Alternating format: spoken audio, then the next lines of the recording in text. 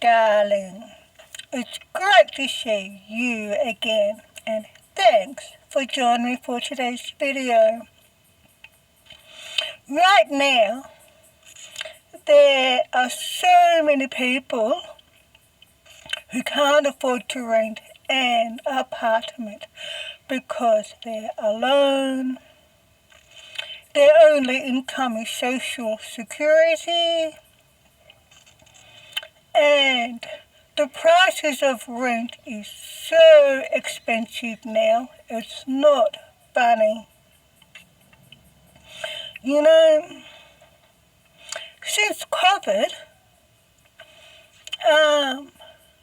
rent has just skyrocketed unbelievably.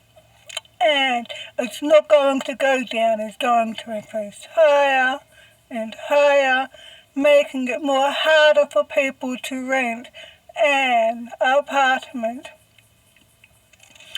And, like for example, just a one-bedroom apartment or a micro apartment can cost you up to anywhere between $800 or more per month. And that is absolutely ridiculous. It really is.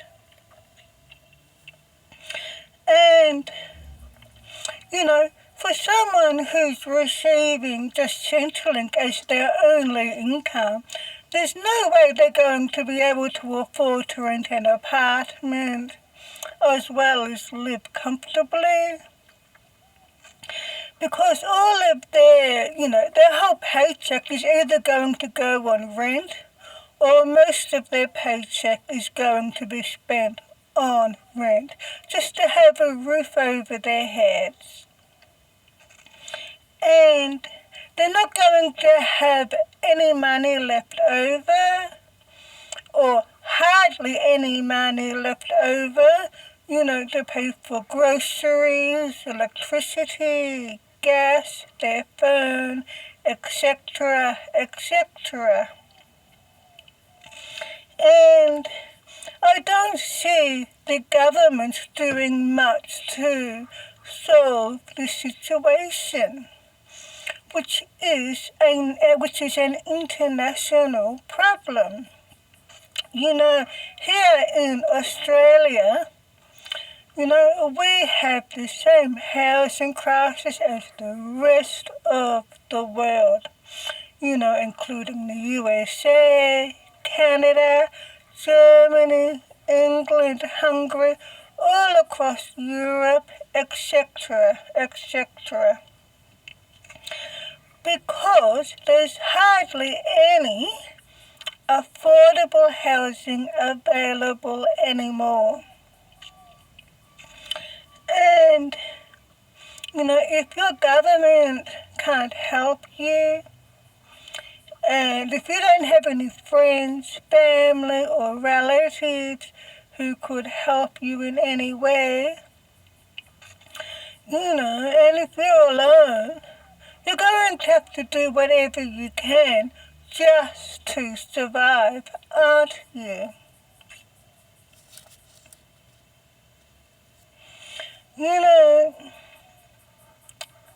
However, there is a solution, and that's called van life. And I believe that van life is a good, affordable alternative solution to the housing crisis. Well, I know it is because van life saved me. Van life saved me from being on the streets, as well as a lot of other people. And, sorry, I touched the speaker. For example, with my case, my situation was, is that, I try to say this without getting too emotional, is that I left my abusive ex-husband in September of 2016 after being in an extremely violent marriage for 22 years. And at that point in time, oh my God, I was close to death. I had just experienced a mini stroke from when he pushed my head into the concrete balcony wall. And now I have 3 permanent injuries from the domestic violence that I have to live with for the rest of my life. And so I was forced to leave that situation for safety reasons. And I had nowhere else to go at that point in time except back to my parents' place. I wasn't working. My only income at that point in time was just social security, just like many other people. And the thing is, I couldn't stay for long at my parents' house either because that was just as bad. Because of my older brother who lives there and who still lives there now. Because he just wouldn't stop sexually harassing me. And I couldn't afford to rent an apartment by myself. I was only getting $850 per month from Social Security. So there's no way I could afford to rent an apartment and live comfortably. It just wasn't going to happen. So I did the only thing that I could do, which was move into my car. And I have the Family Violence Service to thank for that because they gave me my car, they gave me Kelly when she was 6 weeks old. Speaking of the devil, she just walked past the van. Hello, Kelly, come say hello to everyone. They basically gave me my life back. And they also eventually got me my 1-bedroom apartment with cheap rent, which I'm thankful for. But I still had to live in my car for 2 years and 1 month before I got my 1-bedroom apartment. And at that point in time, look who's here. Kelly. Oh, she's taken off. Sorry, she's taken off. Cheeky girl. Anyway.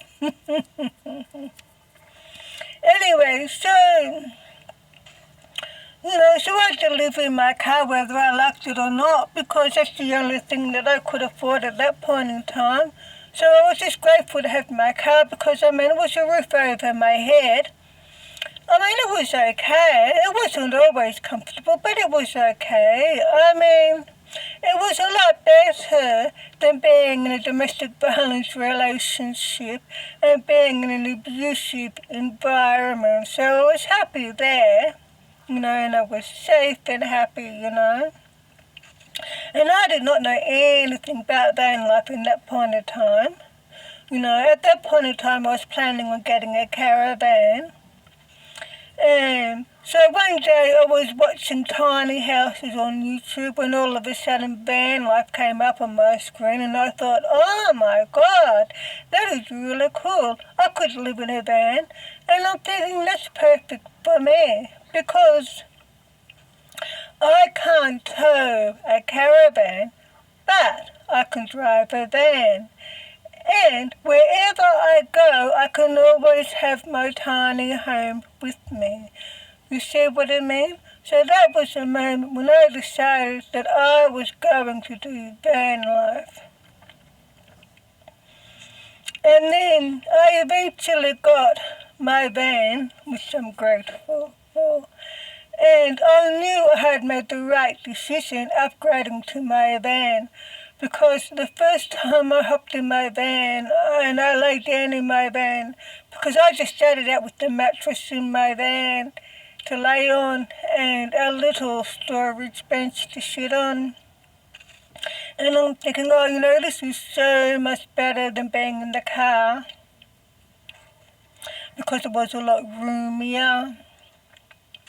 a lot more space, a lot more comfortable, and enough room to build a little tiny cottage on wheels. And I was really happy with being in the van, because I've got all the amenities that I need. I've got a sink with a vanity, I've got shelving, I've got a bed, I've got a couch, I've got a toilet, I've got a foldable bathtub. I've got everything that I need. But I still need to make it a little bit more comfortable, like, for example, getting the air conditioner in my van fixed, as well as getting a high top roof in my van, so I will be able to stand up properly in my van. So I still need to make it a little bit more comfortable, but I will get there eventually. So if you're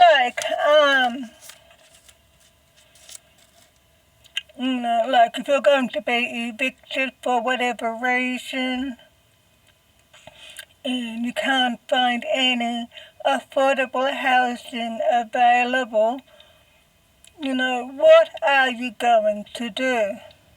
Well, you do what I did. You do van life, don't you? And this is why van life is really popular here in Australia, as well as other countries too, because there's no affordable housing available. Well, not much anyway. There's definitely not enough affordable housing for everyone, and that's the problem. And the governments don't seem to be doing enough about it. All the governments around the whole world are just doing like too little, too late, aren't they? And that's not good enough. It's definitely not good enough.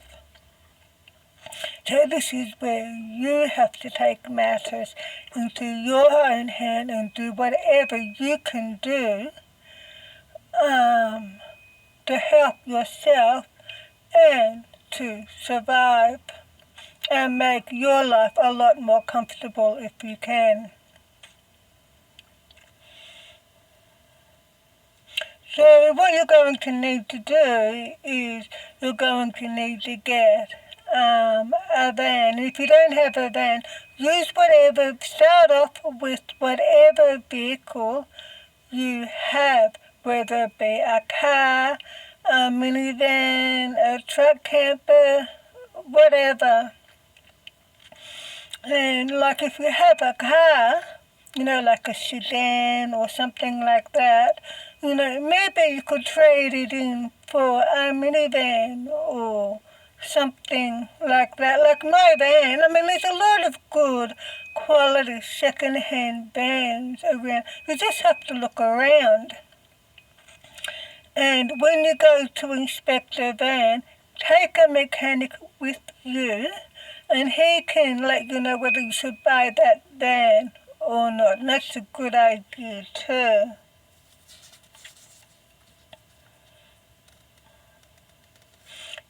Because what you're going to need to do is, I think it's good to start off with doing a non-build first, because you can always upgrade to a full build, later on. But with having a non-build, it's a lot easier and it's a lot cheaper. And you can also figure out what's going to work for you and what isn't going to work for you. And then once you figure out what you want and what is going to work for you, then you can upgrade to your full build. You get what I'm saying? Because it's going to be quite difficult as well as expensive if you do a full build first without realizing what's going to suit you, and then you move into your van after doing a full build and you realize, I need to change it. Whereas if you start off with a non-build, You can change it a few times around before you figure out what's going to suit you. You see what I mean? And you're going to need to have things like, let me just move this over here if I can. Like, for example, you're going to need a water container like this. You're going to need a water container like this with a drink dispenser. And you're going to need to have, let's put that down there for now. You're going to need to have, a large bowl or a folding bowl so you can do your dishes in. And you're going to need a folding bed, so you can even just have a mattress on the floor if you want to. That's how I started out. And you're going to need some plastic storage containers to store your clothes and stuff in. So if you're going to have a minivan,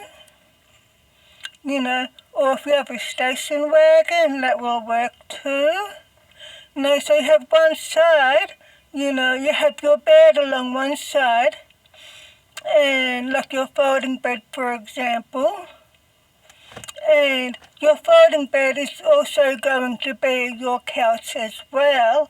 And then on the opposite side, you can have your little kitchenette and your storage containers and a little table.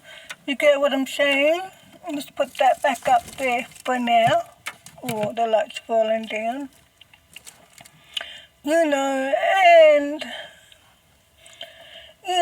But whatever happens, you'll make it work for you, and you will figure out, what's going to work for you, and you will get used to it. I mean, when I first started van life, that was when I was living in my car, of course it took me a little while to get used to it because that was the first time I'd ever lived in a vehicle. But you do get used to it after time.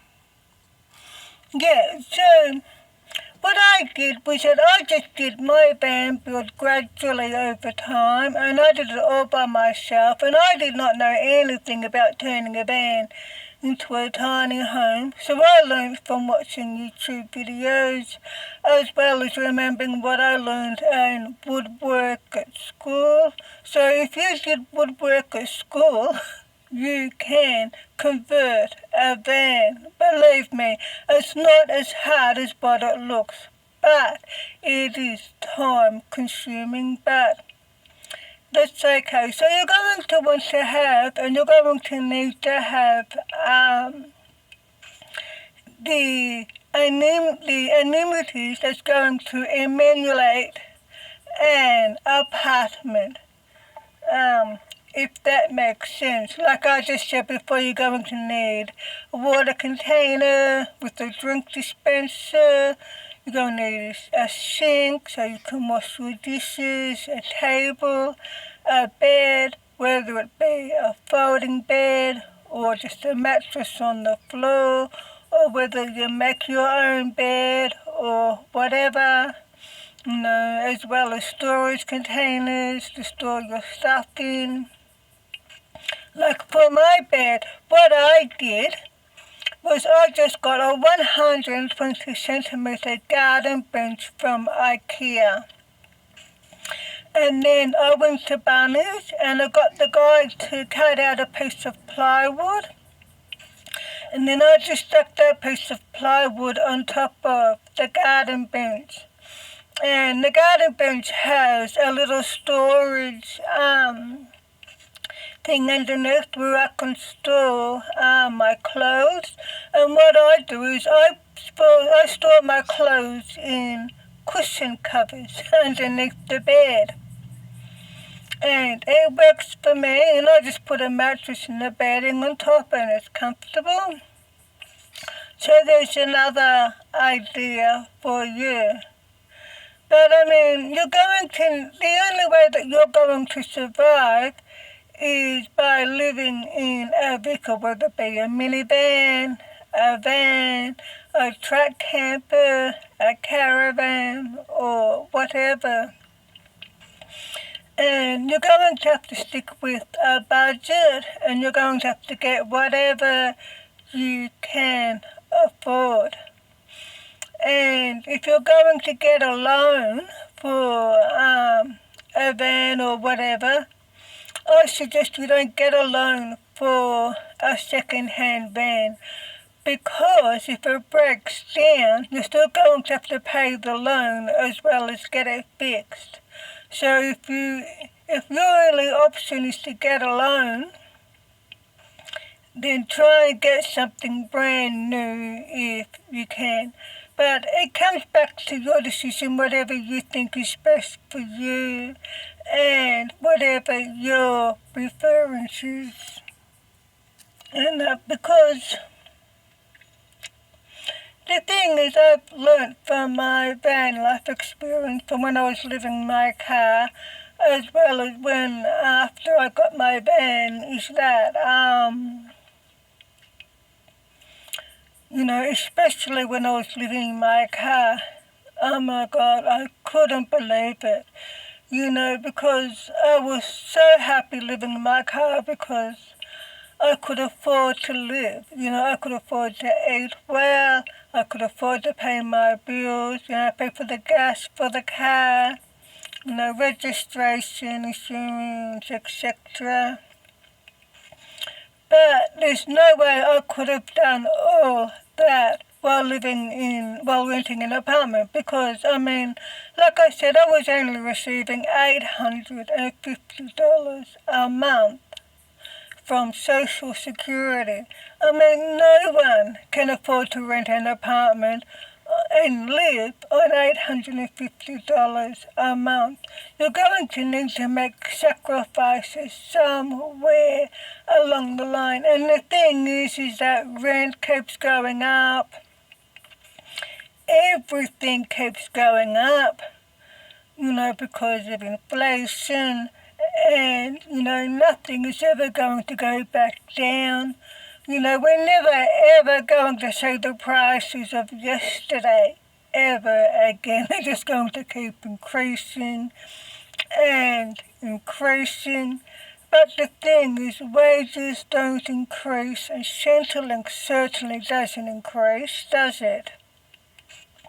And, when you get money from Social Security, that doesn't increase either. And Social Security isn't much, but at least it's better than nothing, isn't it?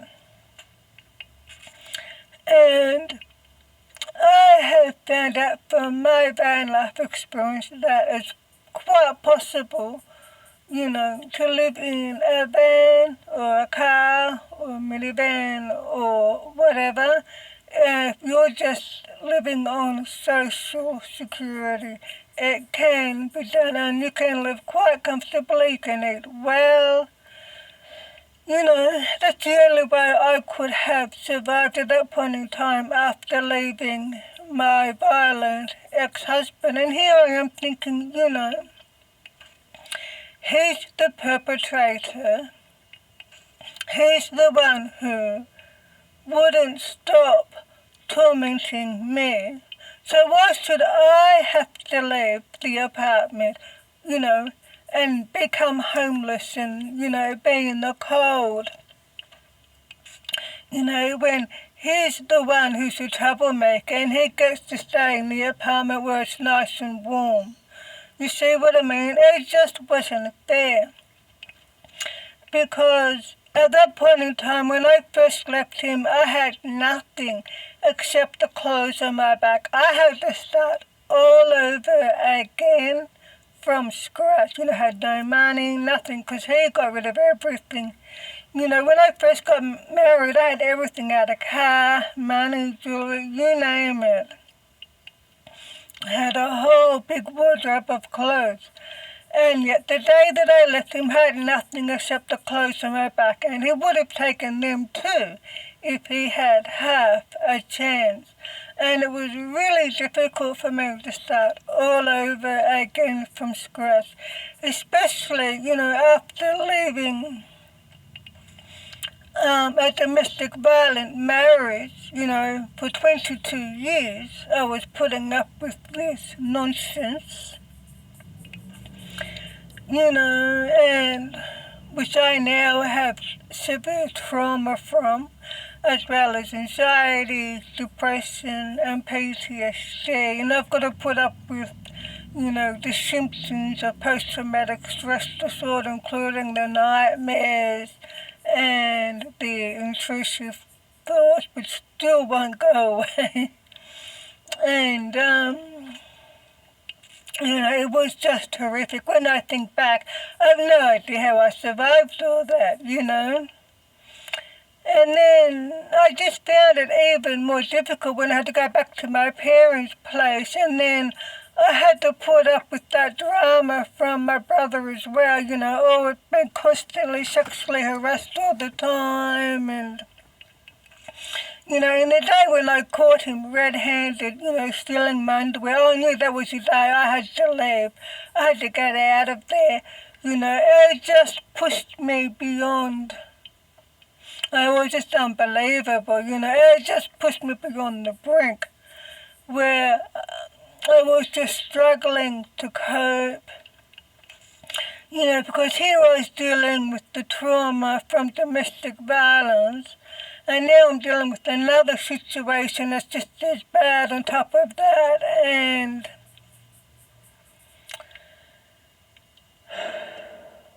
it was just so difficult to cope with, and I had no one. The only support I had was from the family violence services, because my family wasn't really, because I come from a dysfunctional, abusive family, so, you get what I'm saying? So, but I'm just thank goodness that the family violence services, helped me in the way that they did, give me back my car, Callie, my apartment, and everything else that I needed. So if you're leaving a domestic violence relationship, make sure you go to the Family Violence Services Center in your area, because that's most important. And always make sure you go to see all the homeless services, churches, charities. Go to every single one of them. And keep going back. That's most important. Keep going back, because you're going to need their help sooner or later. And the reason why we do that is because the thing is, you don't know which charity or which homeless services or whatever is going to be the one that helps you. Like for example, I went to 2 different family violence services, and the reason for that is because the first family violence services, they were just helpless. They just wasted my time, and they did nothing at all to help me. That's why I went to the second Family Violence Services Center, and oh my God, they were great. They were so professional, and they just gave me back my life, and they were great. So this is why it's most important that we check out every homeless services, every charity, every church, because every family domestic violence services, etc., because you don't know which one of those charities or services is going to be the one that helps you. And the more services and charities that you go to for help, the more likely you're going to get help.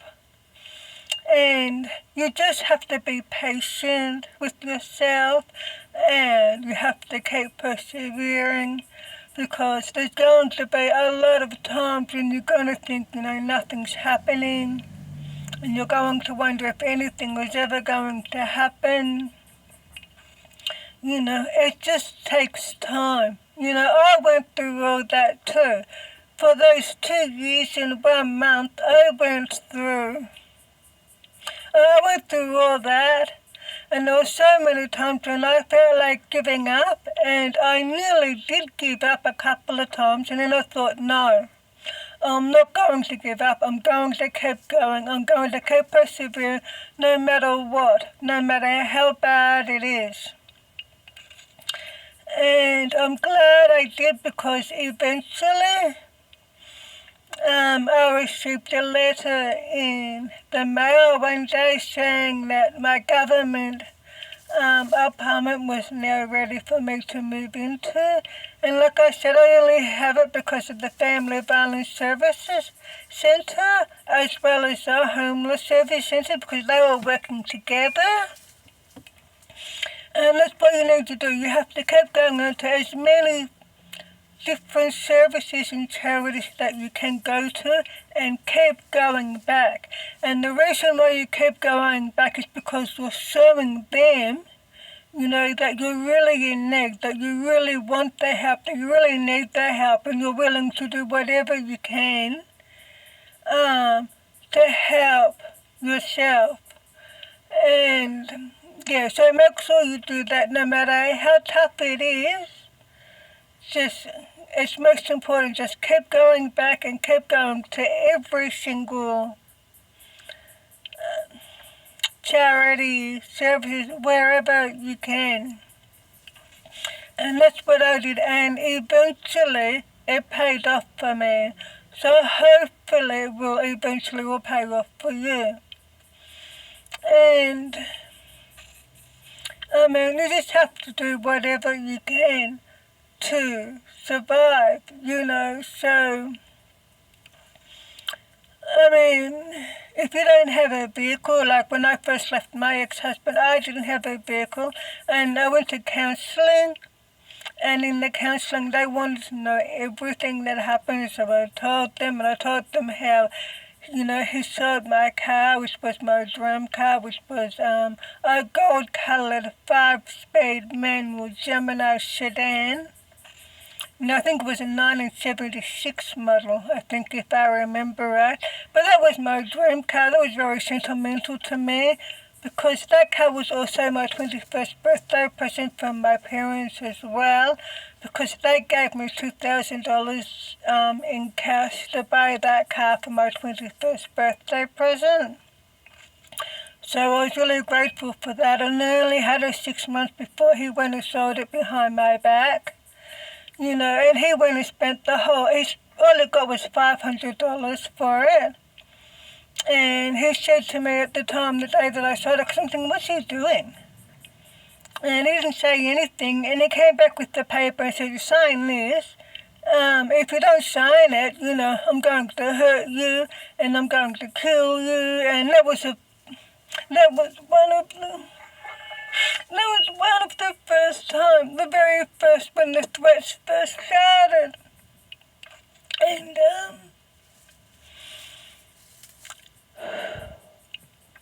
my God, you have no idea how I felt. And, so I taught them all this.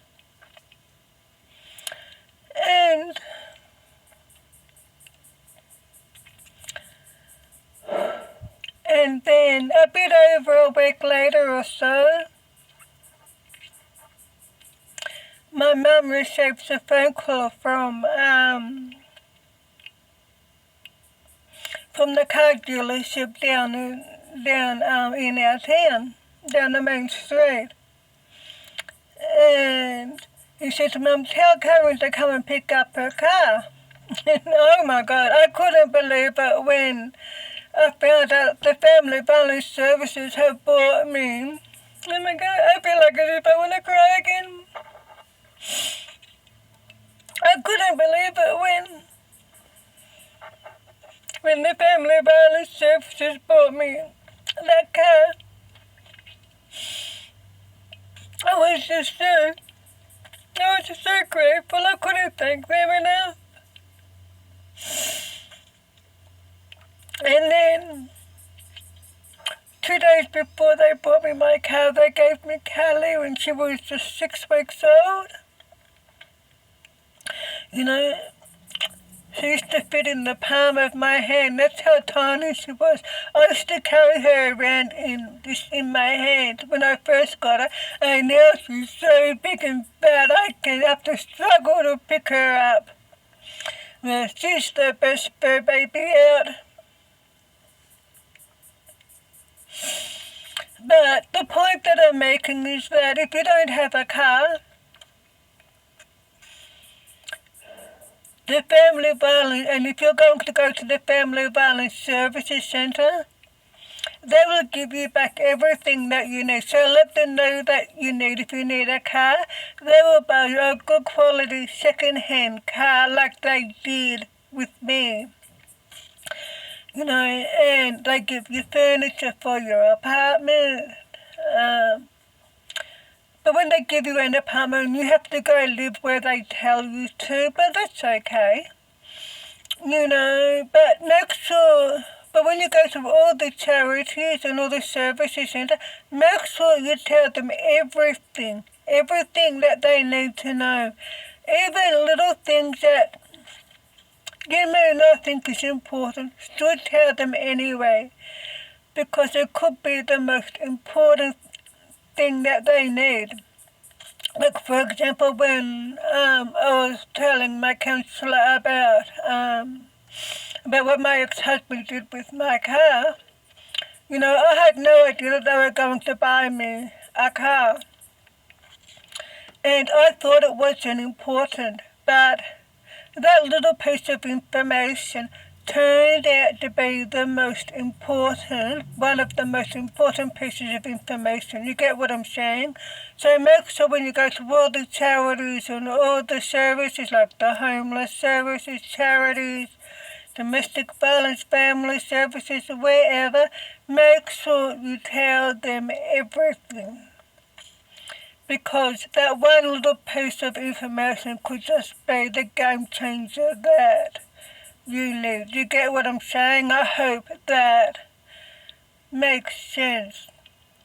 And then once you get your vehicle, or use a vehicle that you already have, you know, like if you have a minivan, like a caddy or whatever, you can turn that into a tiny home by doing either a non-build or a full build or a semi-build or whatever. As long as you have, you know, all the amenities that you need that emulate an apartment, you'll be okay. You know, and you're also going to need to have the right equipment, you know, like an air conditioner for summer and a heater for winter. Now, there's all lots of gadgets on the market that you can use to stay warm now, including USB hand warmers, you know, 12-volt electric blankets. You can now get USB heated blankets, which work just as well. You know, or you could use just an old-fashioned hot water bottle. You know, make sure you have lots of woolen blankets in your vehicle, as well as a sleeping bag, you know, and layer your bedding and layer your clothing. And make sure that you watch lots of videos on YouTube and social media so you can learn about how to start van life and how to live in your vehicle and how to do van life, etc. But you will figure it out eventually, because you will learn from experience. And, you know, and don't worry, because you'll get used to it. There's really nothing much to fear except the unknown, which I know can be quite scary. Especially if you're new to van life. I know, because I've been there myself. And yeah, worry because you will be okay. I mean, van life saved me from being on the streets. Van life has saved so many other people from being on the streets too. And van life will save you from being on the street too. And it doesn't matter what vehicle you have, whether you have a van, a car, a caravan, a minivan, a truck camper, whatever. All those vehicles are classed as van life. And I prefer to stealth camp most of the time in my van because, well, I mean, I have to because that's the only way I can survive because I can't afford to pay for parking. I mean, if I were to pay to park my van somewhere like, full time, like at a caravan park, just say, I'm not going to have enough money to live over. It's just like, that's just like putting me back in the same situation as renting an apartment and not having enough money to live on. You get what I'm saying? So this is where stealth camping is going to be your lifesaver as well as be a game changer for you, And this is why a lot of people prefer to stealth camp too. So therefore you're going to have to do your research, and again with lots of YouTube videos about how to stealth camp in your van so that you can learn. I mean, you can check out my videos that I've made a video about how to start van life, how to stealth camp in your van, how I converted my van. You can check out all of my videos to say how I do it, so you can learn from me too. But make sure that you watch as many different channels as you can because everyone does van life differently. There's no right way, there's no wrong way how to do van life. There's just different. And you just need to figure out what's going to suit you because one way of doing van life might suit someone else, but it may not suit someone else, and vice versa. You get what I'm saying? Because everyone is different. Everyone's situation is different. Everyone's van build is different. There's not one size fits all, and that's okay. So you will figure out what works for you and what doesn't, and you'll figure out what you like and what you don't like, And, but it's just like going to take time, but that's okay, because from the time when I first, the day that I first moved into my car, to the time when the Family Violence Services did get me my one-bedroom apartment. I mean, it's just a tiny one-bedroom apartment. It's an old apartment, but I don't care because it's mine and it's cheap rent that I can afford. And I know I'm lucky because there's not much affordable housing available. And like I said, I only have it big thanks to the Family Violence Services Centre. But if my landlord were, it's a government apartment, like how over in the UK, like for example, how they have what are they called? I can't remember what they're called, but you know what I'm talking about. Like a commission housing, or council housing, or whatever, like that, And the thing is that from the time that I first started van life to the time when I first got my apartment was 2 years and 1 month. And some people, have waited a lot longer, like 5 years or more, for a government apartment. So if like for example, it took me 2 years, but it might take you to get an apartment, whether it's a government apartment or a private apartment. It might take you longer.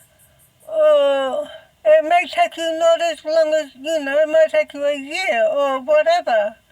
But the thing is hopefully you will get something affordable sooner or later.